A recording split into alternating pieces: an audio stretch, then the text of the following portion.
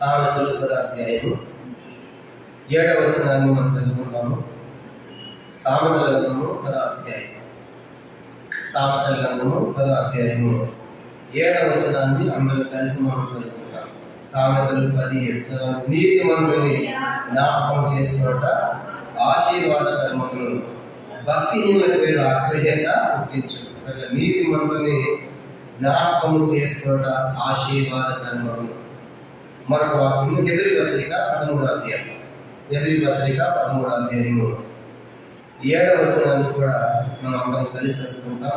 Hebrew పత్రిక అపోస్తలుడైన పౌలు Hebrew రాసిన పత్రిక 13వ అధ్యాయము 7వ వచనం కూడా అందరం చదువుకుంటాం. హెబ్రీ పత్రిక 13వ అధ్యాయము 7వ వచనం.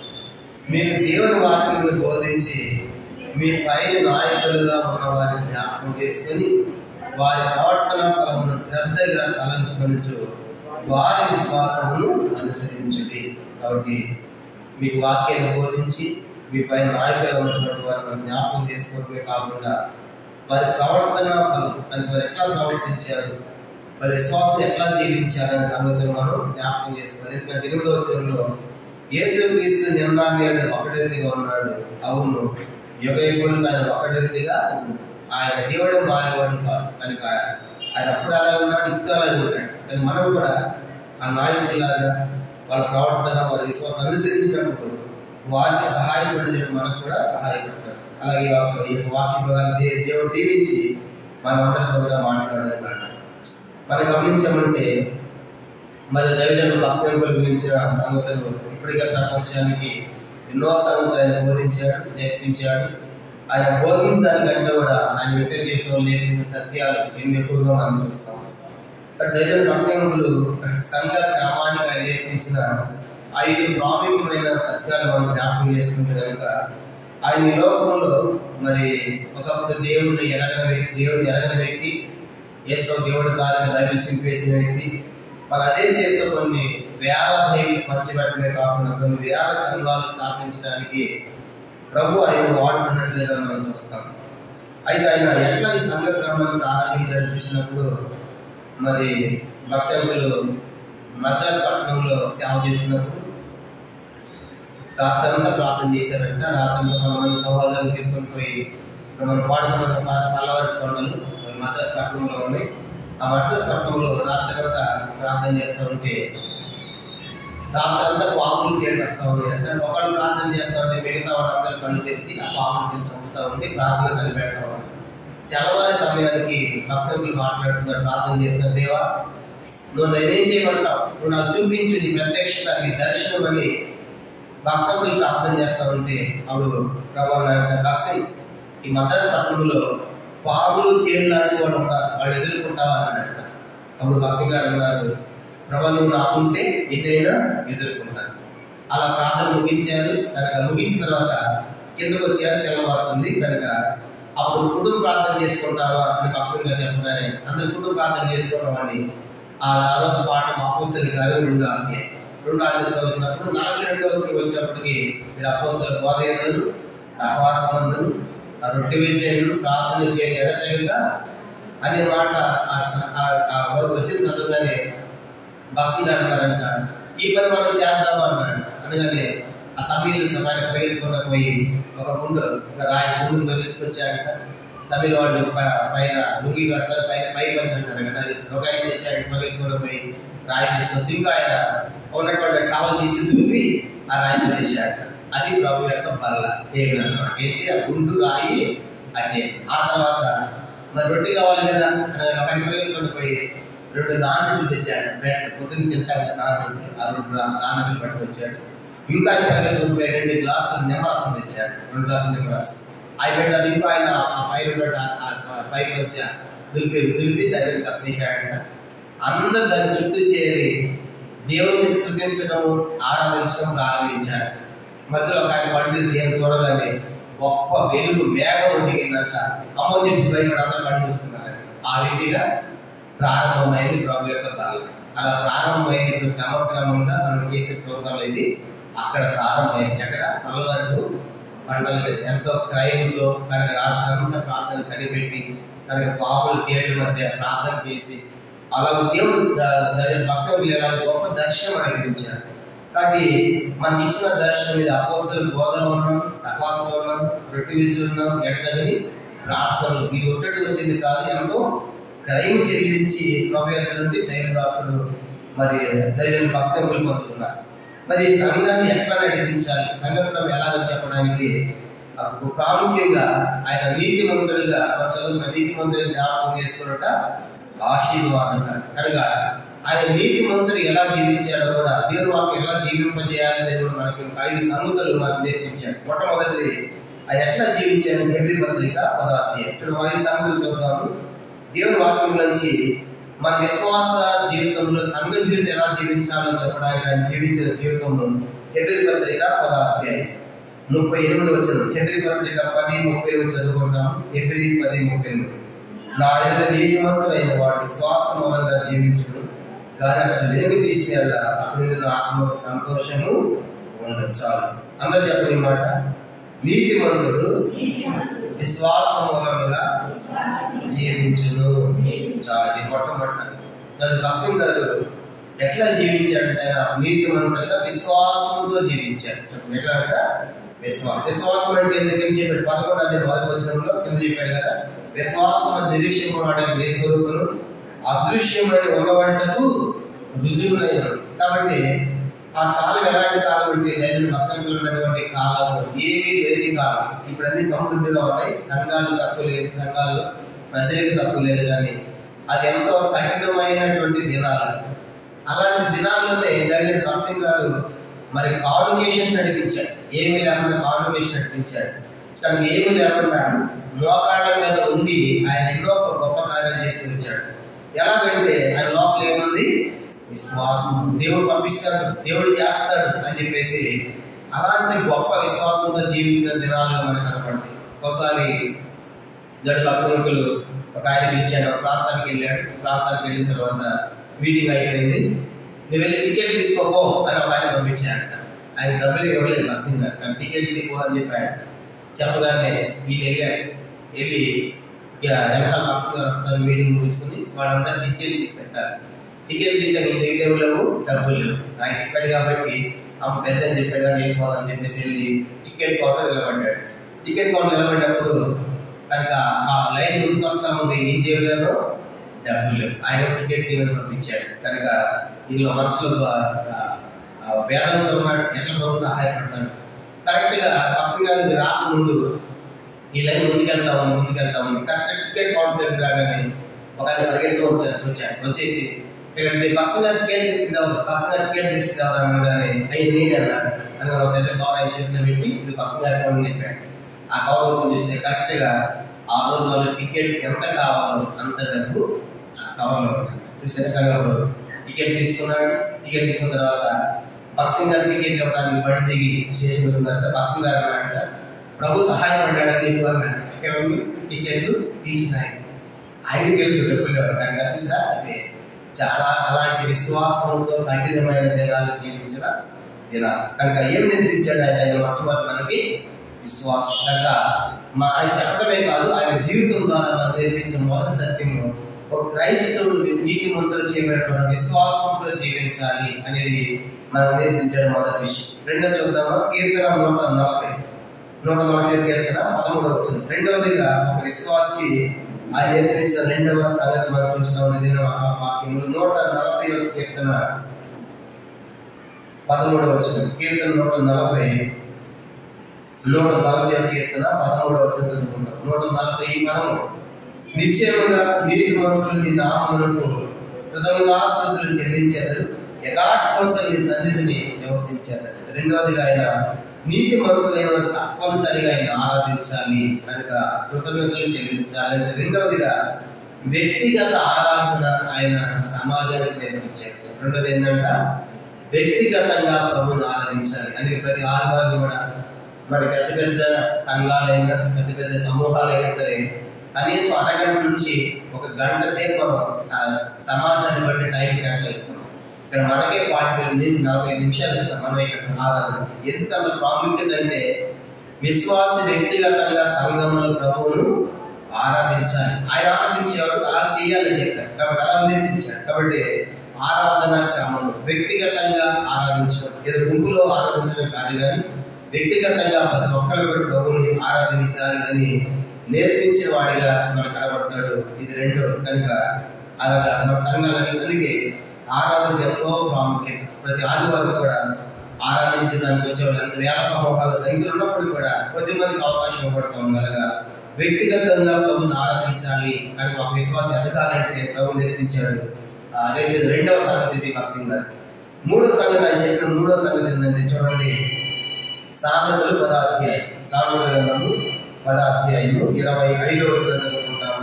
సామెతల గ్రంథం 10వ అధ్యాయము 25వ వచనం. మూడవది ఆయన నేర్పించిన మూడవ సత్యం సామెతలు 10:25. సుడిగాలి పిలిచగా నీతి భక్తి లేకపోవడం, నీతిమంతుడు నిత్యము నిలుచు కట్టడం వల్లే ఉన్నాడు. నీతిమంతుడు నిత్యము నిలుచు కట్టడం వల్లే ఉన్నాడు అన్నాడు. కాబట్టి నీతిమంతుడు నిత్యం నిలిచి కట్టడం అంటే నిత్యం నిలిచేది ఏంటి? యెషయా గ్రంథము 40వ అధ్యాయం 8వ రాయబడింది, మన దేవుని వాక్యము నిత్యము నిలుచు. చూడండి, యెషయా గ్రంథం 40వ అధ్యాయం, యెషయా గ్రంథం 40వ అధ్యాయం 2వ వచనం. గట్టి ఎండిపోవును, దాని పువ్వు వాడిపోవును, మన దేవుని వాక్యము నిత్యము నిలుచు. మూడవది ఆయన నేర్పించిన మూడవ సత్యం ఏంటంటే సంఘానికి వాక్యాన్ని ప్రేమించాలి. దాని ప్రతి ఒక్కరి చేతిలో ఉండాలి, బైబిల్ ఉండాలి అని నేర్పించాడు. బైబిల్ చదవాలి అని నేర్పించాడు. అందుకే మరి ప్రారంభ దినాల్లో దేవుని భక్తుల సేవ ప్రారంభించిన తర్వాత మత్తయి పట్టణంలో మిషన్ కాకుండా ఉన్న బైబిల్స్ అన్ని అయిపోయాయి. ఎందుకంటే ఏమని చెప్పాడంటే 119 కీర్తనలో 176 వచనాలు ఉన్నాయి కనుక బైబిల్ లేకపోతే అన్ని సార్లు సిగ్గుపడని చెప్పేవాడు. కనుక బైబిల్ మనం పాటించేవాడు. ఎవరి చేతిలో బైబిల్ లేదు, ఎవరి పిల్లలు బైబిల్ లేదు, అన్నిసార్లు సిగ్గుపడండి అన్నాడు. ఆటప్పుడు అందరూ బైబిల్ కొనడం స్టార్ట్ చేశారు. ఇండియాలో ఉన్న బైబిల్స్ అన్నీ అయిపోయాయి. అప్పుడు బైబిల్ సొసైటీ వాళ్ళు ఇంగ్లాండ్ తెలియజేసి ఇక్కడ బైబిల్ సొసైటీ ఆఫ్ ఇండియా ప్రారంభించి బైబిల్ ముద్రించడము ప్రారంభించారు. అంటే అదే నేర్పించాడంటే ప్రతి ఒక్కరి చేతిలో ఉండాలి, బైబిల్ ఉండాలి. చూసారా? కనుక మా చిన్నపిల్లవాళ్ళు నా బ్యాగ్ నా పుస్తకం ఉన్నాడు కదా, అట్లా వాళ్ళకి బైబిల్ ఉంటుంది. నా బైబిల్ పెట్టి వాళ్ళ బైబిల్ ఉండాలి. కనుక వాక్యాన్ని దైవదాసులు ప్రేమించాడు. వాక్యం అంతగా ప్రేమించేవాడంటే మోకాళ్ళ మీద వాక్యం చదివేవాడు. కనుక దేవుని చిత్తాన్ని కనుగొనడానికి తెలుసుకోవడానికి ఆయన వాక్యాన్ని ఎంతగా ప్రేమించిన వాడిని మనకు కనబడతాం. కనుక మూడవ సంఘం చూసినప్పుడు దేవుని వాక్యం ప్రతి విశ్వాసం చదవాలి, మోకాళ్ళ మీద చదవాలి అని ఆయన నేర్పించిన వాడిని మనకు కనబడతారు. మొదటిది విశ్వాసంతో జీవించాలి, రెండవది వ్యక్తిగత ప్రభువుని ఆరాధించాలి, మూడవదిగా వాక్యాన్ని ప్రేమించాలి, నాలుగవది సామెతల గ్రంథము 12వ అధ్యాయం, సామెతలు 12వ అధ్యాయం చూడండి 26వ వచనం. నాలుగవది ఏం నేర్పించాడంటే సామెతల గ్రంథం 12వ అధ్యాయం 26వ వచనం చదువుకుంటాం. సామెతలు 12:26. నీతిమంతుడు తన పొరుగు వారికి దారి చెప్పును, భక్తిహీన ప్రవర్తన వారి దారి తప్పించు.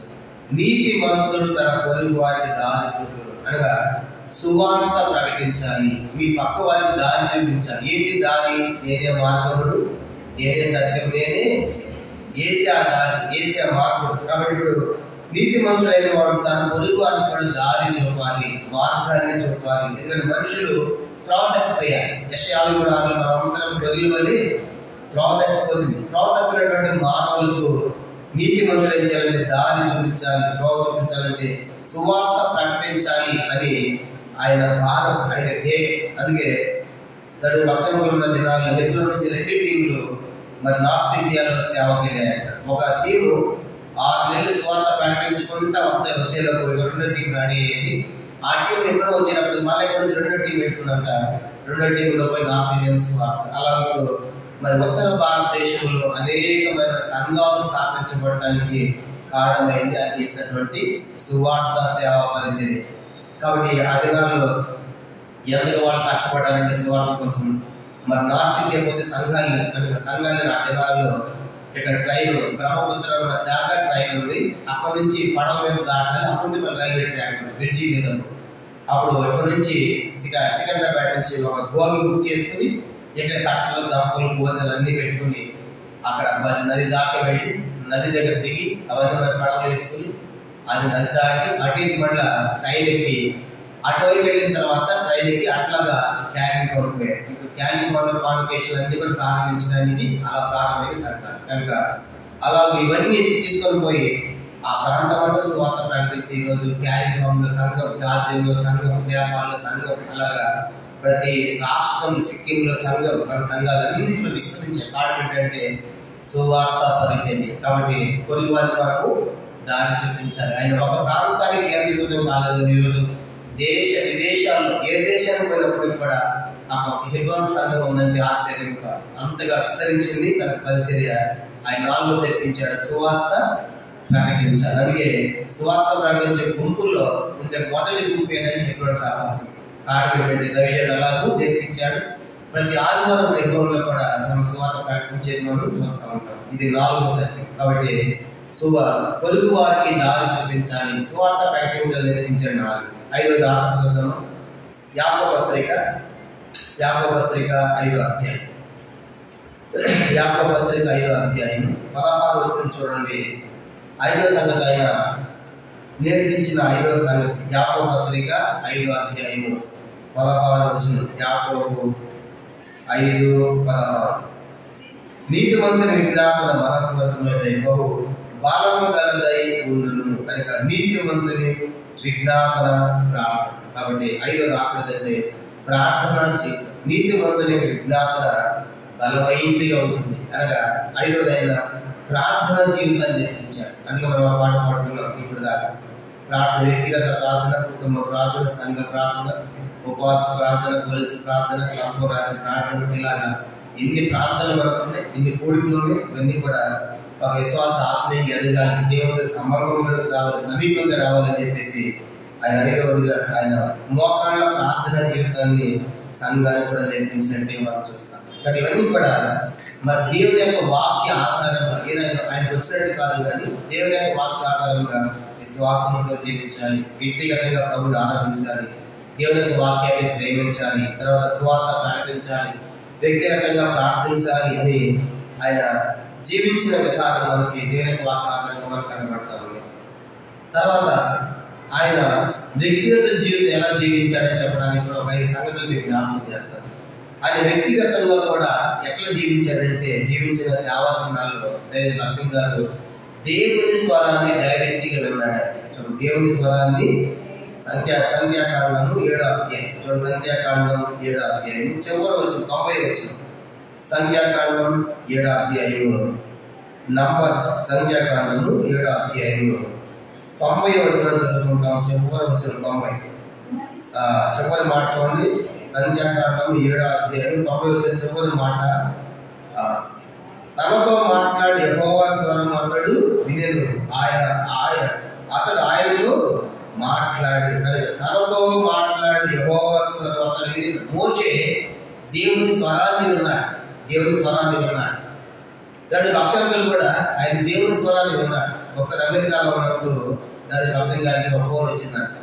ఎక్కడ వైట్ హౌస్ అంటే ప్రధానమంత్రి నివాసం. అక్కడి నుంచి ఫోన్ వచ్చి మిమ్మల్ని రమ్మంటున్నారంటే దాని అక్షరం గారు ఉన్నారంట, నేను ఆయన ప్రార్థనలో ఉన్నారంట.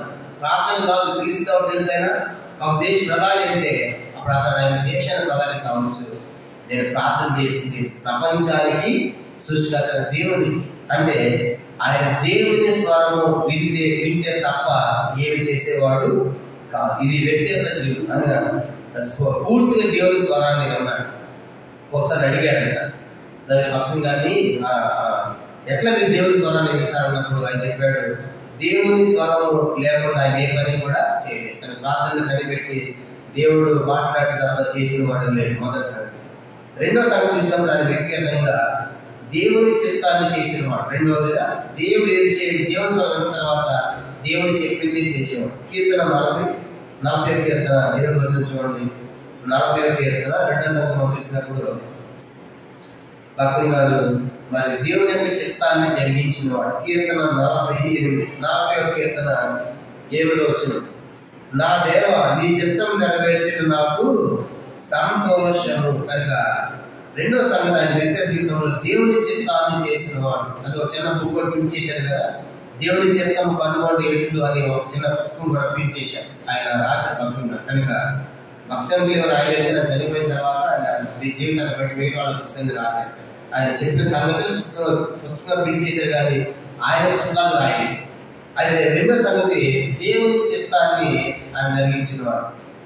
ఒకసారి తిమోతిలో వాళ్ళు అడిగారు భక్ష్యంగా, మీరు దేవుని చిత్తాన్ని ఎట్లా కనుక్కుంటారు, ఎట్లా తెలుసుకుంటారు అన్నప్పుడు దేవుని స్వరం ఎట్లా మీకు అర్థమవుతుంది, దేవుని చిత్తం ఎట్లా తెలుసుకుంటారు ఎట్లా ఉంటే అప్పుడు చెప్పాడంట తిమోతి భక్ష్యంగా, తిమోతి మీ ఇంట్లో ఒక ముసలమ్మ ఉంది, ఒక చిన్న పిల్లవాడు ఉన్నాడు, ఆ కుటుంబం అంతా మీరు ఇంట్లో ఉన్నారు.